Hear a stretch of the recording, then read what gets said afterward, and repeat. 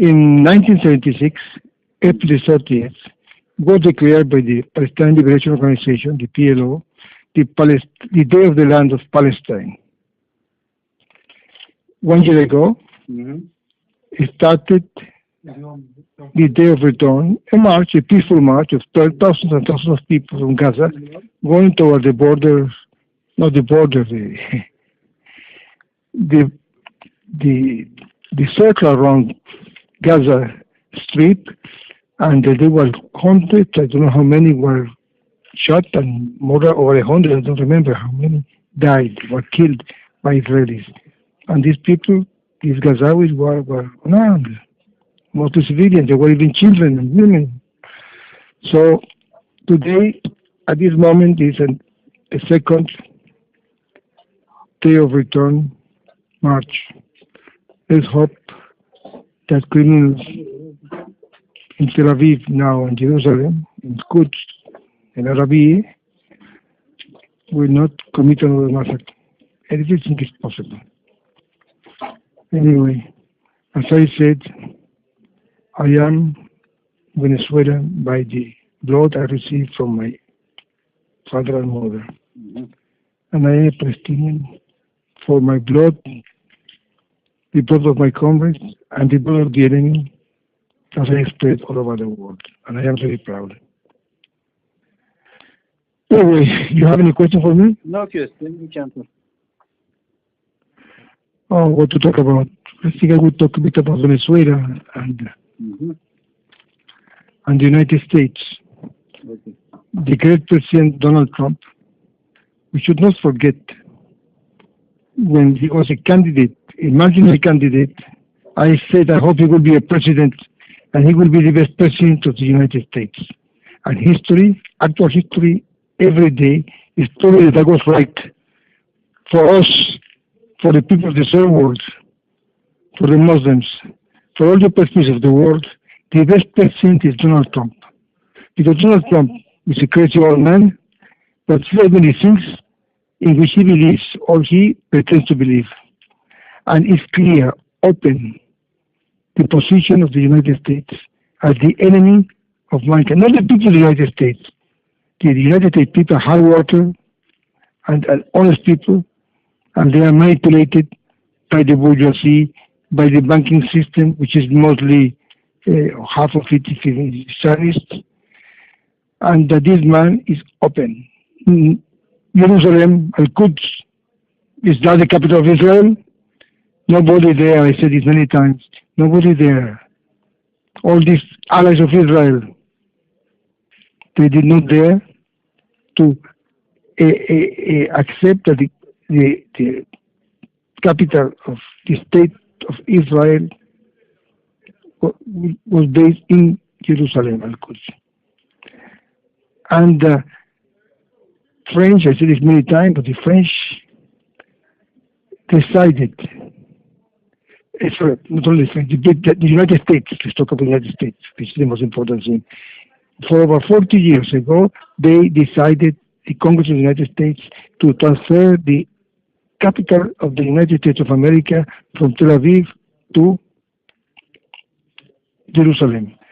And for over 40 years, all the presidents refused to do this for opportunism. Not because they are allies of Israel, they protect Israel. So then there will be no Israel, it will disappear, it will collapse. But it is illegal, you see.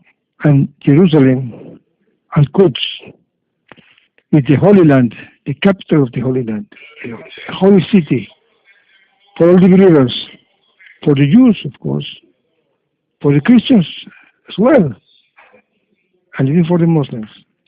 It's our third holy city, after Mecca and Medina. So, this man came and said, no, we recognize it. And officially, the capital of Israel, the state of Zion, the state of Israel, is Jerusalem. So, everybody who could keep good relations with Israel is an enemy of the Muslims and of the Christians. And anybody who keeps good relations with the states of the United States of America government is a traitor, especially if he's a Muslim, and even if he's a Christian. So I insist, I repeat, the best president of the United States for all of us is Donald Trump. Because this double game, hypocritical and clever, was to cover all the traitors that are governing most of the countries of the world. He will not be covered anymore. The new president of Brazil is a traitor. He was a captain when there was a coup d'etat against the progressive government in Brazil. I remember that, 1964. And they killed and tortured and thousands of people. At the end, they decided to make free elections, and the democratic government came. It fall down again. Now they found the United States another system through so-called evangelicals, one of these evangelical churches controlled from the United States, with poor people in Brazil. They go there because they are completely lost, and they see, oh, God will protect us, and it's not God, you know. It's the United States imperialists behind this. And they managed to elect this man, President Bolsonaro. And the first thing he does, he visits the United States and Donald Trump. He visits Donald Trump. And the first visit he received from abroad was the Prime Minister of the State of Israel. The Prime Minister of the State of Israel came to visit him to congratulate him when he was elected president. This is the situation we have now. So it is very clear. You are defending the rights of mankind, the right of our people of the Holy Land, of our Holy Land of Palestine, my people as well, or you are a traitor. I'm not talking about you, of course. Things are clear. Now, what is going to happen? I hope Mr. Trump will be re-elected president. He will make 8 full years and continue making an open situation of the United States policy, imperialist, racist, and racialist. And don't forget that he was elected with minority of the votes, but because of the citizens of the United States, the poor people in the poor areas of the poor states, mostly white people, they voted for him because the corrupted, hypocritical system in the United States was bothering them. Let's hope he will be elected president, and we will have this man. And before he finishes his second term, I hope he will have a second term. Before he finishes his second term, all the countries in the world, with the governments, are the agents, the corrupted agents of United States imperialists, will be toppled. And better regimes will come in Asia, in Africa, in Latin America, and in Europe. And in Europe. The situation in my country is not easy. Bad government, penetration by corrupted people, opportunists, have led the country, the richest country in the world. I said this before and I repeat it. I was born in 1949. In 1950, the United Nations made economical analysis of all the world countries of the world. And at the time, it was official. The richest country was the United States. The second was Great Britain, the United Kingdom, and the third was France. Now, these three countries, they have colonies. Even some of them, like they still have colonies. They were exploiting other countries, and Britain, France, and this is well known. France is still making colonial wars in Africa openly, and intervening everywhere. And the first richest country in the world was Venezuela. Venezuela never had a colony. It started the war of independence of Latin America against the Spanish colonialism. It began in Venezuela. And we were the first country to be independent from Spanish colonialism. And we helped liberate Colombia, Panama, Ecuador, Peru, and founded the state of Bolivia that was part of Peru. So, we have a tradition of fighting for justice, for rights, national rights, and human rights. The first country in history who did not, who made a law in 1860 something, I forgot the exact date, 1860 something, in which death penalty was forbidden, was Venezuela. I am not against death penalty. I am for death penalty. Unfortunately, we have to apply this because to get rid of those who betray the country, traitors to their country, traitors to your country, traitors to Palestine, Palestinians and Arabs who cooperate with the work for the Israelis, work for the Americans should be eliminated. Should be eliminated, executed. They are traitors. And traitor to your homeland, traitor to your country, traitor to your religion. It should be punished with death sentence. It's sad to say this, but it's like that. And I come from the country that was the first. Up till now, there is no death penalty in my country. And if I ever manage to go back home, I will fight to establish this, to eliminate the traitors who destroy the economy of the country. With the aid of American imperialists, of the Zionists, and mostly from internal corruption. The president of my country is not corrupted. The government is not corrupted. But at mid-intermediate level, the army, thank God the army is a popular army, nationalist army, that defending the Chavista revolution, the Bolivarian revolution. But the country is completely ruined.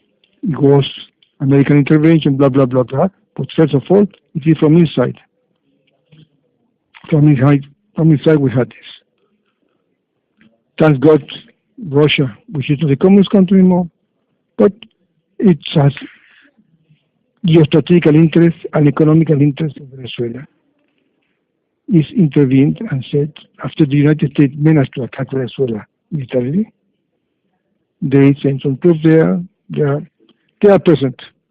I mean, if they attack Venezuela militarily, they are attacking the Russians there. And the Chinese also declare, the day after Trump declared they're going to intervene in Venezuela, that options are on the table. About military intervention, he declared that they're going to send troops to Venezuela. They have sent aid. They began to send aid, medical aid and things like this. Don't forget that China is the richest country in the world. And China is an undefeatable country. No country can defeat China.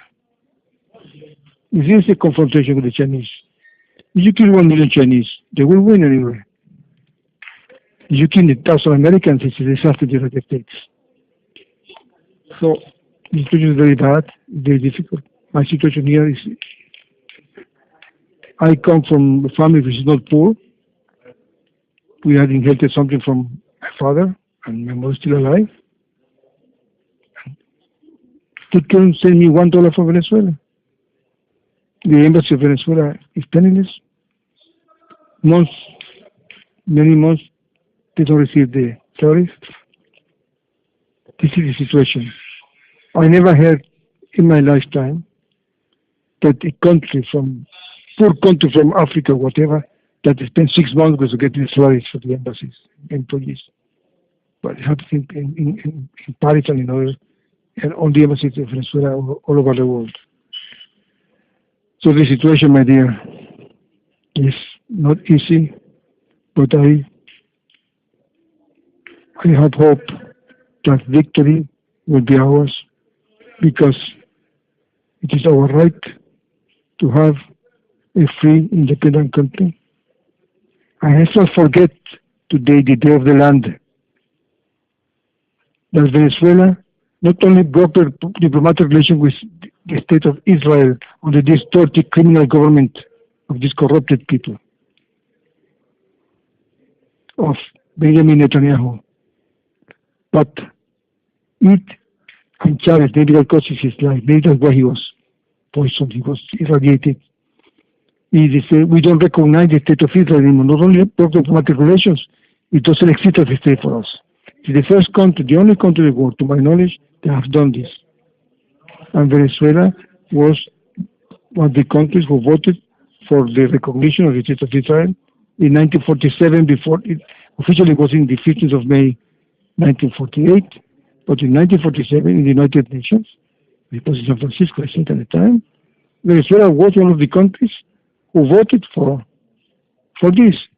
And there was a military government. And this man who voted for this, I mean, the man who was the prime minister, was president of the military junta. He was killed afterwards, that traitor. But Venezuela already had voted to recognize the state of Israel to come 1 year later. Less than 1 year later. What I want to come is the following. I am a Venezuelan, I repeat, because the blood I received from my father and my mother, of which I'm very proud. My mother is still alive at 92 years old. We only over 90 in my family, both sides. We are part of history of Venezuela. 3 presidents of Venezuela last century were members of the family. Members of the family. When I came here, when they brought me to here, sold by the Spanish traitors, these corrupted people who oppress and exploit the country of Sudan, the Republic of Sudan, and the great peoples of Sudan were under their oppression. I was sold with Saudi money to the CIA, who ordered the French agents to bring me here illegally, and they keep me illegally here with certain games, how you call this, legalistic games, plays, and this. My Turkish lawyer had been present one trial years ago. It's still a game, a shameful game, and they continue. Law does not apply to me because of the hatred. They wanted me to become their agent. They had information that I was a drug addict. I never touched drugs in my life. For over 3 years, they drink often cocaine, the lawyers. Ultimately, Isabel Cotamper came and we cleaned it up. We said, listen, cocaine. He said, I don't take cocaine. I don't. And the lawyers taking cocaine there in front of me and the guards. Unbelievable. Alcohol is not allowed. I don't take alcohol. I'm a Muslim people who have a tradition in Venezuela. We drink with wine on the table and this at lunch and dinner. It's not allowed. It's not allowed. And we don't need this. I don't pay into these games. They tried for over 3 years. And they sent me some pretty lawyer girls. I enjoyed myself with 6 of them. Why not? Until Meti Isabel Cotamper came and we cleaned this up. And our relation became so strong that in 1997 and in 2001 we got married. This is extraordinary. And she's still my lawyer. You have other good, decent lawyers still, but the head of the defense is still Isabel Cotamper. In spite that he has paid a big price to defend me. He lost even his great cabinet, a wonderful cabinet he had, lawyers cabinet. He has a small one now in another part of the city. And they have done whatever they can, but he doesn't do anything illegal. But there is permanent, all the contacts he had, all these things, she had lost. And she continues holding up. Mr. Dieudonné, Comrade Dieudonné, have been tried this week. I have not been able to contact Isabel. I guess she was on the trial of doing all the time, busy with him. She will let me know afterwards what happened. Dieudonné and his wife. Anyway, let's not forget that Dieudonné is in the bad side. He supports the Palestinian people. He supports the Arab people. He's against Israeli intervention. He denounces the intervention of these people manipulated, what the enemy calls Islamists. Most of them are not so decent people, but they are fanatics. They are sent from Saudi Arabia to get rid of them because they are afraid they will make a revolution in Saudi Arabia and take power. So they send them to be killed with lots of money. And led by agents of the Saudis and the Americans, Israelis even.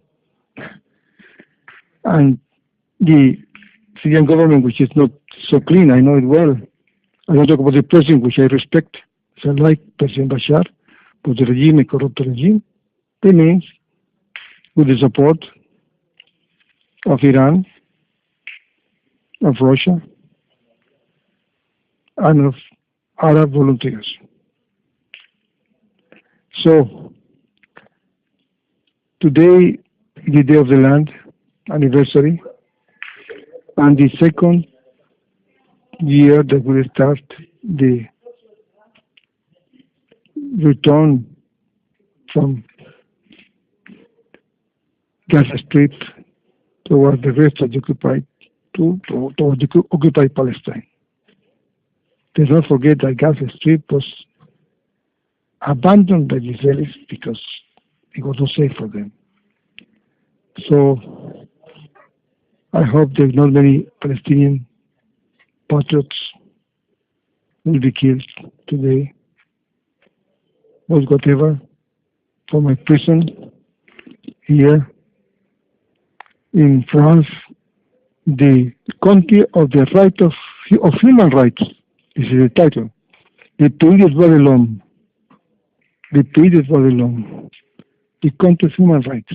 Because it was here, it was human rights were declared, French Revolution and whatever. And I said years ago, after there was this law in which men can marry, two men can get married, or two women can get married, something against nature and stupid. Two men cannot make a family, two women cannot make a family. They can love each other. This happened. Some people have this deviation. It's not their fault. And I said, France is not the people of the right of men, of human rights. And le droit de l'homme, le droit de l'homme, homo means homosexual. And I said, I invented this. It's very good. France became the pays des droits de l'homme, the country of the homosexual rights. It's very sad. Here is where I find myself. I like the French. My French is not perfect, but I write French better than most people here in prison. I'm not talking about the president, about the prisoners. I'm talking about other people. I have a good, a bad accent, and I have a good memory, and I know several languages, pretty more or less. I haven't forgotten everything of the languages I talk. With my Arabic, I still speak Arabic more than the other prisoners here. It's bad, my Arabic. It's not as it was 25 years ago. But I manage still. I don't write it with difficulty anymore, you know. I was 10 years in isolation, but I hold on. The Day of the Land is the day of resistance. The day of the return, the March of Return, the second year of March of Return. This very moment, our heroic people from Gaza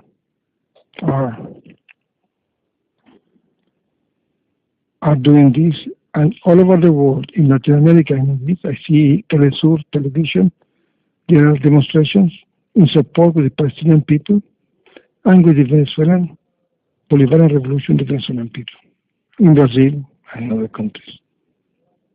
Whatever. Fear is not on our side.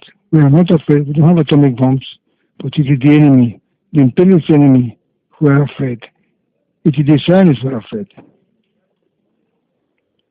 Let's hope there will be soon a free Palestine, in which everybody who is living there, that in 1969 decision of the Congress of the PFLP, Popular Front for the Liberation of Palestine, declare Palestine, there will be a state of Palestine in which the Palestinians, the refugees, and the immigrants, meaning the Jews who are there, will be able to stay and become citizens and have full rights, not on a Palestinian state, not on a Zionist state. Allahu Akbar.